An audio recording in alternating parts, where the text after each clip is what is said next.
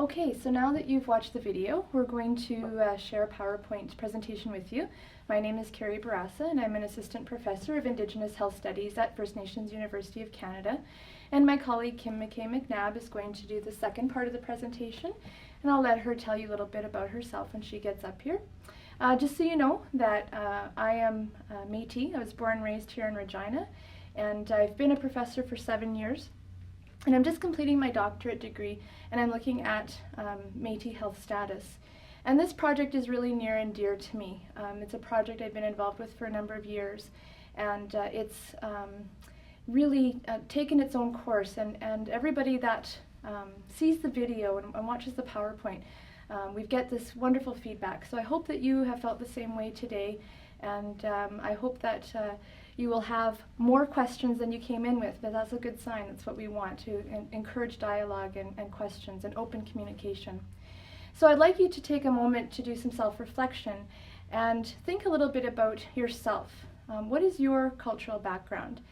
How might that influence the way that you feel about illness, death, loss, grief? And does it influence how you express your emotions about making that important transition? And also, you might want to take some time and think about how these beliefs may interfere with your ability to provide compassionate care to Aboriginal patients and their families. I know that as healthcare providers, you want to provide the best care possible, but sometimes, whether we realize it or not, our own beliefs can interfere because we might not be familiar with other belief systems. So as you've seen in the video, there's very different worldviews out there when it comes to Aboriginal people, and I want to share a little bit of that with you today. As you know, Aboriginal people are one of the most culturally and linguistically diverse segments of the Canadian population. We have several different First Nations in Saskatchewan and different linguistic groups, which I'll share with you in a moment. But to give you an idea, Aboriginal literally means in the Constitution Indian, Inuit, and Métis people of Canada. So you're talking about three very diverse groups. When you're talking about Indian people, or I would suggest First Nations people, you're talking about status First Nations people, those who are registered with Indian Northern Affairs, who have a status number. And many of those status individuals also have treaty. That means their forefathers signed treaties with the federal government. But you also have First Nations people who identify as First Nations, however they do not have status. That is, that the government does not recognize them as status or registered Indians. And this is a really complex discussion, but just to let you know, the diversity within First Nations people is very large. And of course we have Inuit people and we have Métis people. And we don't have formal definitions for those two groups, although they are again, very diverse groups of people, have different language groups, and reside across Canada, a huge geographical expanse. So it's important to understand that not all Aboriginal people are the same, and they're going to have different belief systems, just as anybody else you encounter would. To give you an example of the diversity just here in Saskatchewan, we have 74 First Nations, we have 10 tribal councils, and we have several Métis locals, and as well as First Nations that aren't affiliated with the Federation of Saskatchewan Indian Nations. They're called Independent First Nations. We also have several distinct language groups. We have Cree, Dakota, Lakota, Nakota, Saulteaux or Ojibwe, Dene, and we have Michif, which is the Métis language, and that is usually a combination of French, English, Cree, it could be Dene, it could be Saulteaux. But as my kukum, my grandmother says, we don't say Ojibways, our people identify as Anishinaabe. So it gives you an idea of how we have these formal sort of terms and definitions, but people will identify in different ways, and they will use what's comfortable for them. You might have people say, I am from Treaty 4 territory, I am Cree, but I have a friend who says Cree isn't his word, he's Nehio. So you'll have people identify in different ways, and for your purposes, probably you start with what you know, and then as you get to know the person, it'll come to you and you'll understand how they want to be identified. We also want to talk to you today about not only the diversity of Aboriginal people and the diversity of beliefs, but also, of course, the different perspectives when it comes to family. And we have what we call kinship systems within Aboriginal communities, and this is very common. I want to just share a quote with you from Elder Ken Goodwill, who's one of our elders on this project. And him and Elder Betty McKenna have been on our research team since the beginning. They guide the project, they're an integral part of it, and I really don't believe the project would have moved forward the way it has without them, without their guidance and their prayers and their wisdom. So I just want to thank them for that, thank them publicly for that. I don't think we do that enough, and they're certainly the rock of this project. But Elder Ken Goodwill shared a few things with us, and one of the things he shared with us was this quote, where he said, "The extended family of an Aboriginal patient can sit with them, sing with them, pray with them, feed them, and cooking a meal can act as a form of prayer." So this is important when you think in the video where Elder Betty was talking about how her aunt wanted to feed, her nephew, and when there's restrictions and you can't share that food with them, it's like saying you can't share their energy with them, you can't share your prayer with them, because food is a very important aspect of healing in many Aboriginal cultures. So that gives you one example of why bringing food is so important, especially if the person is indeed dying, and we know that this is the end of their journey on this world. It's extremely important to acknowledge that. Of course, we also have the kinship system, which means larger families than we might expect. Most of us maybe were raised in nuclear families and you just had mom, dad, brother, sister. But in most Aboriginal families, you have aunties and uncles and maybe grandmothers and grandfathers or cookums and mushums living with you. And you have many aunties, uncles, cookums, mushums that are not blood relatives. And yet, for you, they're just as much your family as any of your blood relatives might be. And I don't think this is a concept that's only unique to Aboriginal people. I know that many cultures have this viewpoint. And it's extremely important to keep in mind when we're thinking about Aboriginal people, because if somebody is in the hospital and they're sick and they're dying, you are going to be bombarded with many people coming and saying, we're family, we're here to support our loved one.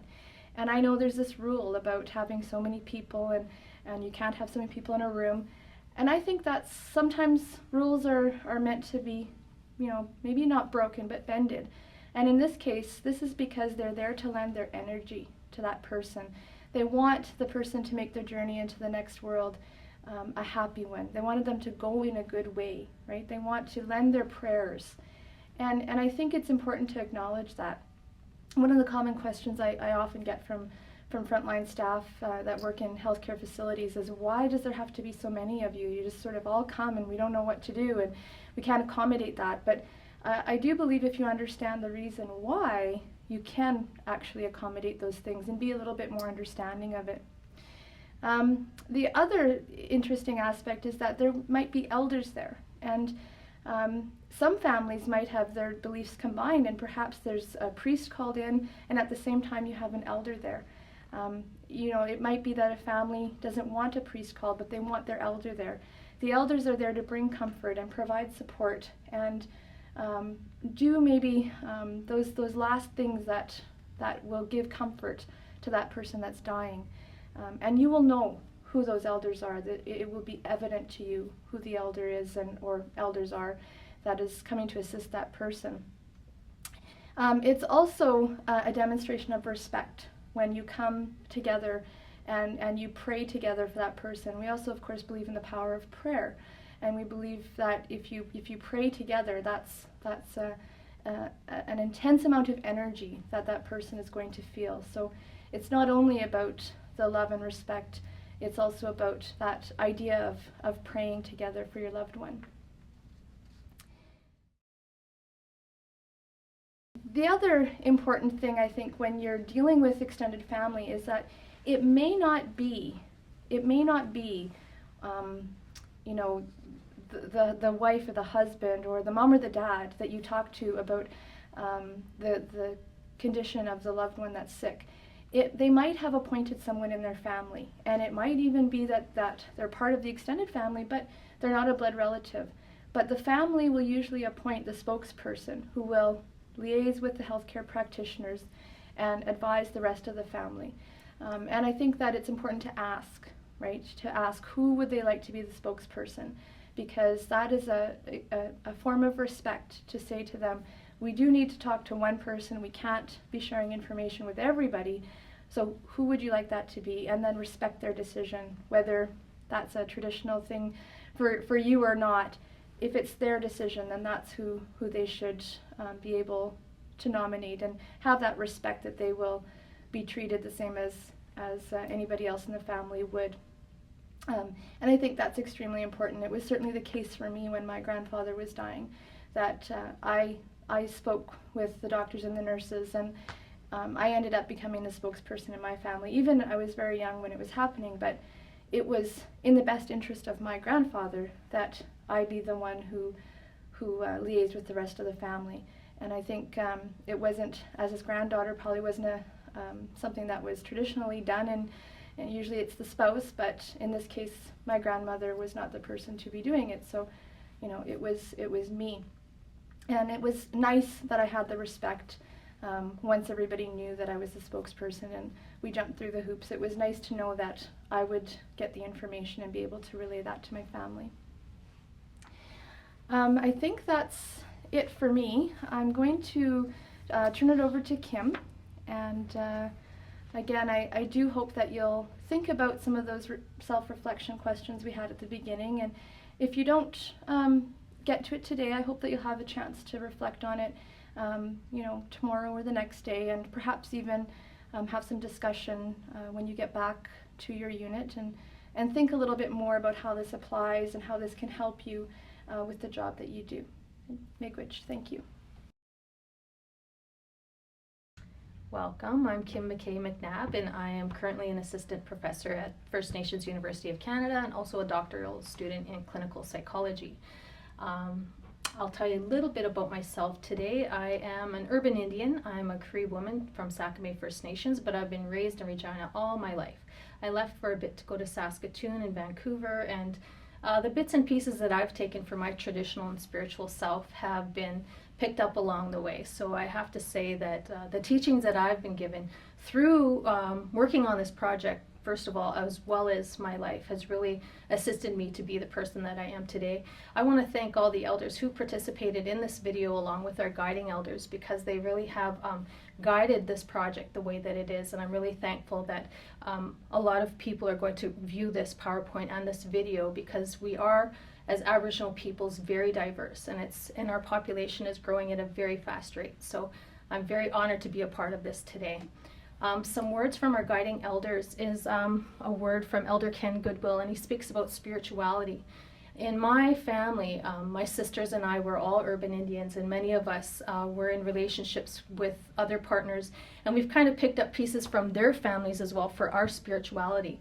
In my family, I have two sisters who don't follow traditional spiritual things. They are more religious, more Christian, and that's fine. With myself, I take bits and pieces of that, and I'm very traditional in the ways that I've been taught through my spirituality. So even within my own immediate family, the diversity of our spirituality is very different. And if we have a death in our family, sometimes we'll use traditional means and spiritual means for a death in our family. Other times we'll use my sister's Christianity. So even within my own immediate family, our beliefs are very, very different relating to spirituality in traditional ways. So Elder Ken Goodwill shares some words about spirituality, and he says, First Nations people do not recognize death as an end. They do not welcome it by any means, but they accept it as both a normal and inevitable process.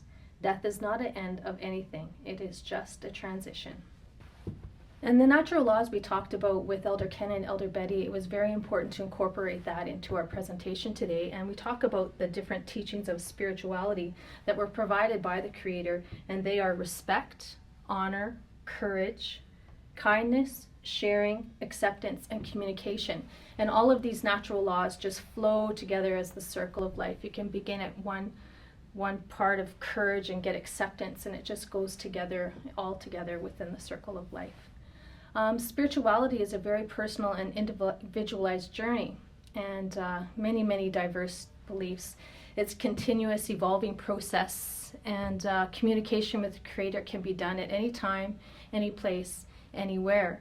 An example of this process of spirituality in the healthcare setting is Native Health Services has provided a space which is very inviting and encouraging to see in the healthcare center, because we're now able to assist people at the end of their life, people that are sick and ill, when they would like to do a smudge or they would like an elder to come in, and it's a really sacred time to heal. And within Regina Pasqua Hospital, Native Health Services provides that space for the sick person to go down there and be able to incorporate the different smudging and the different healing that is offered at that time. There's a number of different places within our province that we have right now for healthcare providers to assist Aboriginal families to work with healing in that way traditionally, and it's very encouraging to see that within our healthcare. Traditional healing and ceremonies. Healing is a restoration of meaning, balance, wholeness, and connectedness. Traditional healing consists of many different levels of things. We have different things that assist to heal along the way. For an example, when I was sick in the hospital and I needed a specific object to help me to heal, I had that within my hospital room, but I couldn't have certain people touching it. We'll get more into that later on in the presentation about Moontime. But traditional objects are very important for people as they're healing and preparing for death in the hospital, and many different individuals will use different objects for healing. A quote from Elder Betty McKenna, she talks about healing offers pure, straight, and open communication with the Creator. It provides you with the ability to be at peace with what the Creator has given you, or to as close to it as possible. Healing ceremonies and traditional healing. We have many different healers in our communities. We have medicine men, we have medicine women, we have elders. We have elders in our communities, I believe, hold PhDs in specific healing.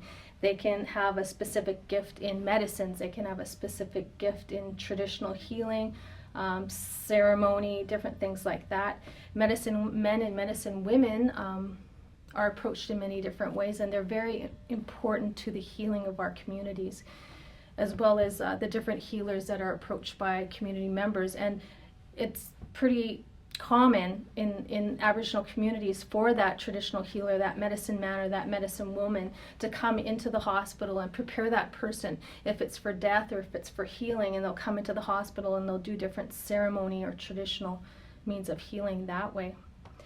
There's also a number of sacred ceremonial items that are brought into the hospital setting that assist with the healing. They could be anywhere from feathers, tobacco, shells, rocks, pouches, and also made up of different protection that people may wear. And many individuals will often wear protection when they're in the hospital to assist them to heal. And it's very important that healthcare providers understand that these items are meant to assist with the energy healing, but it's also important that healthcare providers maybe ask about, okay, is this rock sacred? Should I be touching it? Is this feather, should I be touching this feather?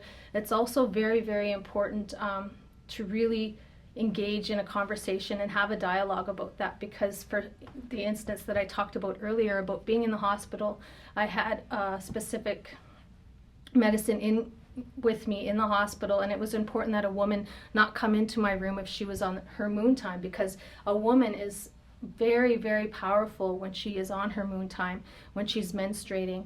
And a woman who is menstruating or on her moon time can really take away from that healing object and take the energy away from that object and really prevent a person from healing or from preparing for the end of life, for their transition into the next journey.